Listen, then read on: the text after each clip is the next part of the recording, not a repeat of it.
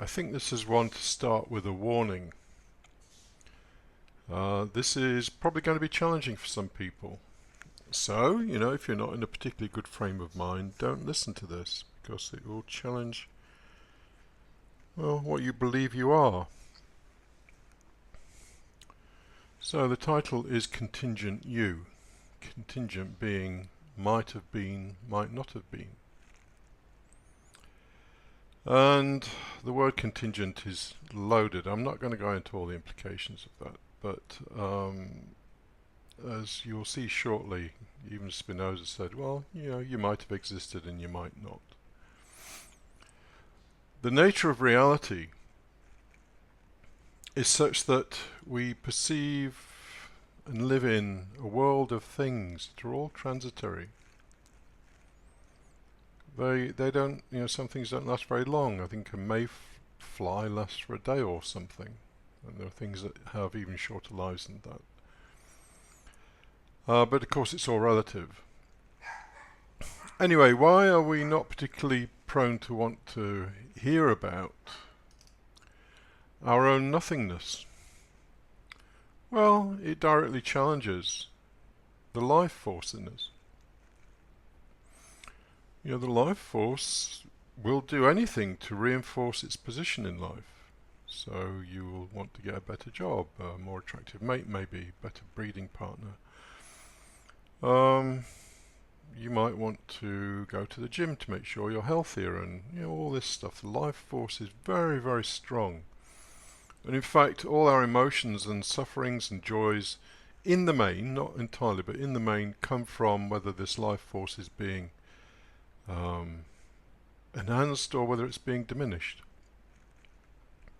So when someone's telling you about the fact, well, you might have existed, you might have existed and you might not. Well, the life force goes, oh shit, I thought I was the center of the universe. I thought I was immortal. I thought I was going to go on forever. Well, I'm afraid not. And so we don't like to hear about that stuff.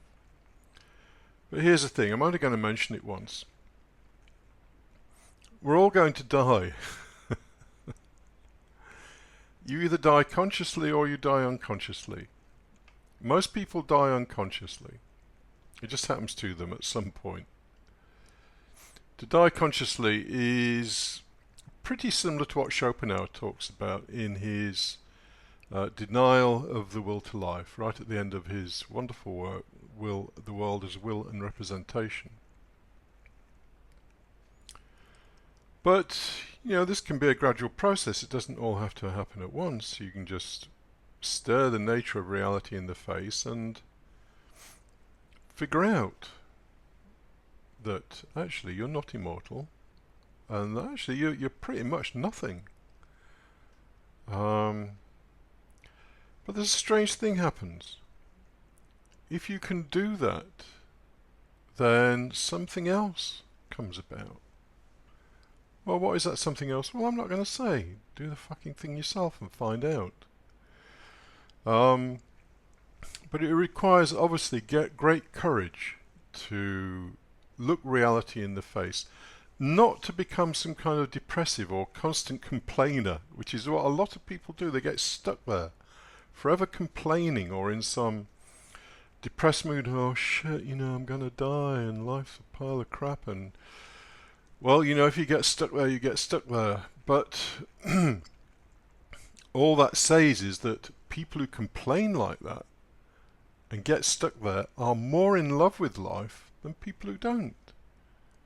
If they weren't in love with life, then they wouldn't be complaining about the fact it's going to end and that it's all a shit show. If they didn't think that, well, I deserve something better than this, but look, it's a shit show, they wouldn't be complaining. So this expectation, this love of life, perversely enough, manifests itself through people who complain about life because they're looking for something better. Anyway, enough said about that. So let me go through these slides. I've done 3 slides and I've taken more more trouble than usual to put these slides together. I have an astonishingly short attention span. And to spend half an hour or an hour putting together some slides is sort of like pulling teeth for me. Anyway, I put some pictures on, which I don't normally do. So here's Lao Tzu. And I've taken the leg translation of, I think that's how you pronounce it, maybe it's Lega or something, but anyway, leg translation of the Tao Te Ching, which is actually, sort of a bit generous here. But let me read it. This is verse 5. Heaven and earth do not act from the impulse of any wish to be benevolent. Now, New Age types don't like that. A lot of religious people don't like that kind of thing. They have to believe that somehow the universe is benevolent, that it's there to look after them. Well, tell that to the 127 million people last century who were murdered and tortured and executed in wars and purges and revolutions and all the rest of it. And tell that to the 250,000 people today who will die, as that number die pretty much every day.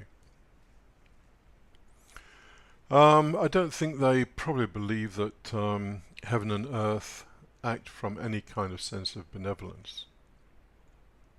So heaven and earth do not act from the impulse of any wish to be benevolent. They deal with all things as the dogs of grass are dealt with. Now, dogs of grass, another way of putting it is straw dogs. Straw dogs are literally dogs of straw that are burned once they've been used. So this is how nature manifests.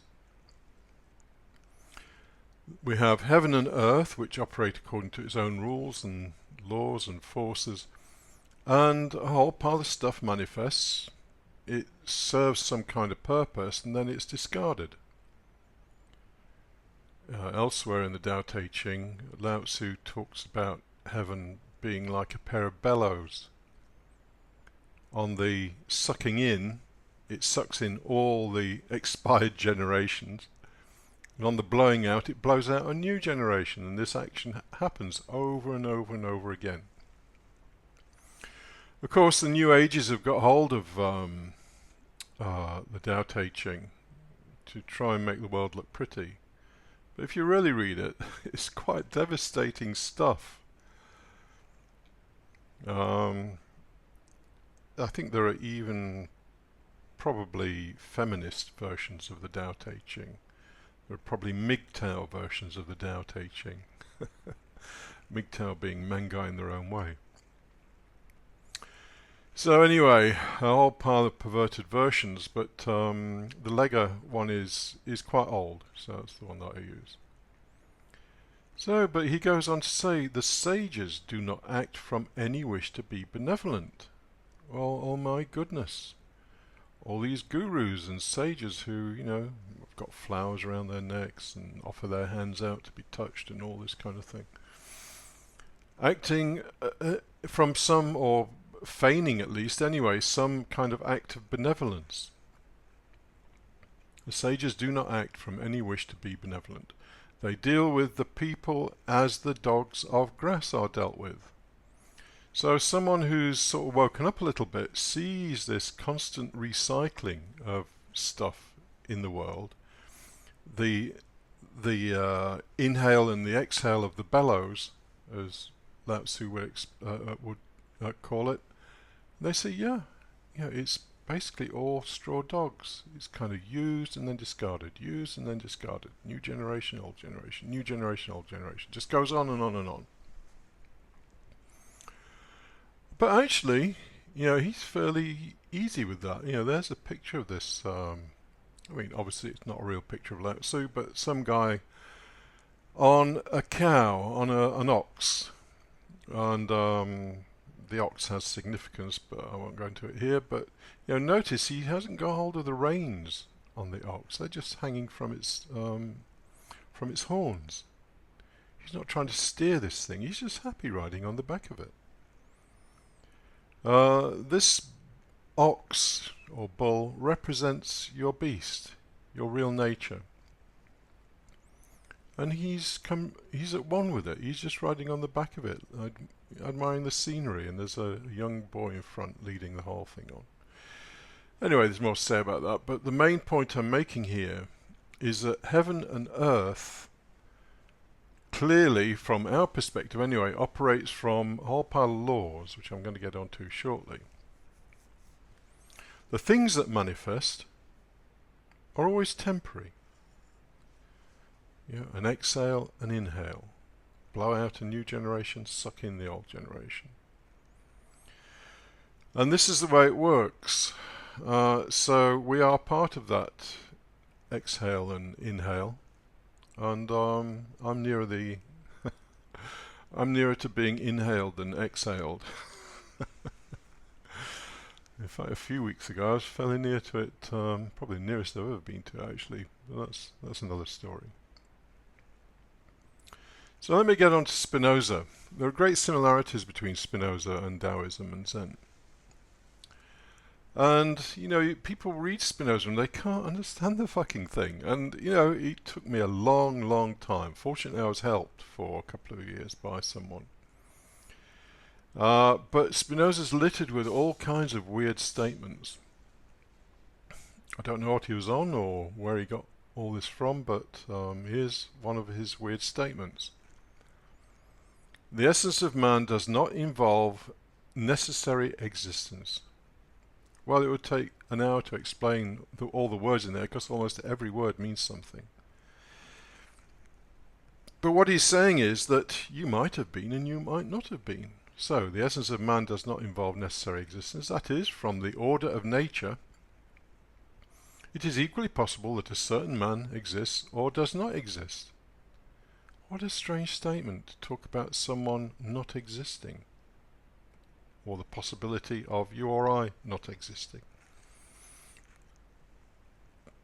There's a whole pile of things I'm saying there that would need explanation, but you get the gist of it.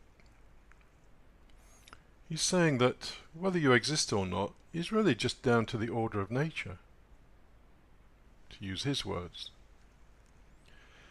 And Spinoza said a lot of things like that. He said that while we may love existence, it is unreasonable of us to expect that existence loves us. Stick that one in your pipe and smoke it, Mr. New Age person. Anyway, I could spend a long time on Spinoza, but this is going on, so I'll move on to the next slide, which is really just to try and give the whole thing a contemporary feel. So you and I are temporary products of what seem to us to be more or less eternal laws and forces. So, contemporary science would talk in terms of physics and chemistry and possibly biology. Although biology doesn't seem to have too many what you would call laws or forces, probably because we don't know what they are yet. Anyway, so gravity seems to be a fairly important thing. It creates galaxies. Just pulls bits of matter together and hey presto, we have galaxies forming. And within galaxies we get stars. Where the stars form is, as far as we're concerned, pretty much random. There's something called sensitivity to initial conditions which will determine that, but we can't predict it in actual fact using our science. But anyway, billions of stars within any one galaxy, trillions of galaxies by the way. All of these things form just by one force primarily. There are other forces involved, but primarily it's gravity making all this happen. So billions of stars, and one of them it happens to be our sun. And the sun either produced or captured something called the Earth. It's said that the planets came about because there was effectively like a large cloud of matter around this central thing we now call the sun, and some of that matter coalesced into the Earth. I don't know whether that's true or not, I wasn't there, but that's the theory. So this planet happened to form, and then, according to the scientists, lightning hit a puddle of sludge and hey presto, we got some useful chemicals. Personally, I don't believe that. I think there's more going on than that, but that's the kind of theories they come up with. But sooner or later the whole thing evolves and man appears on the scene. And a particular life appears. Could be you or me. And then, however many years later, 70, 80 years or however long, that life disappears. The bellows are sucking, waiting for the blowing to blow out another generation. So if we want to know something that is more permanent, then we need to really understand forces and laws, not things. All things, even the galaxies, are transitory. As I've said many times, the Andromeda Galaxy is due for a collision with the Milky Way, our galaxy, in a couple of billion years' time. And there'll just be huge fireworks on a gigantic scale. And any civilizations or planets with life on and all that kind of thing, may well have a fairly hard time of it. So it's all transitory.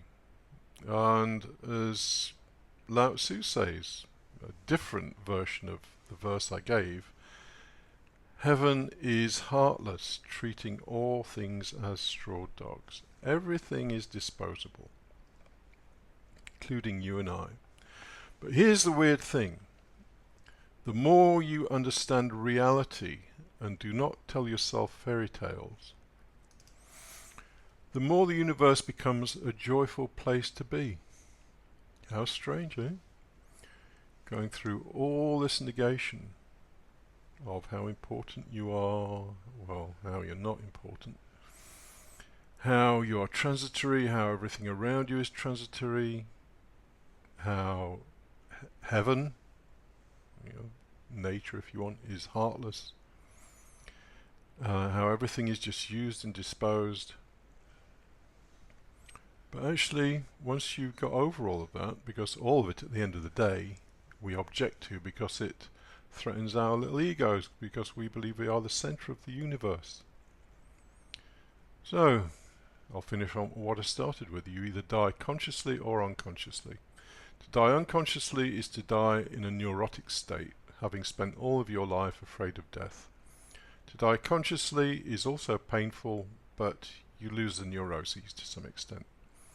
Your body will always be afraid of death because it's an animal, and animals are afraid of death, and they're threatened with death. So there's no escape from the terror of death in the sense that the body experiences it. But as far as the mind is concerned, something else can happen. As I say, you need to find that out for yourself.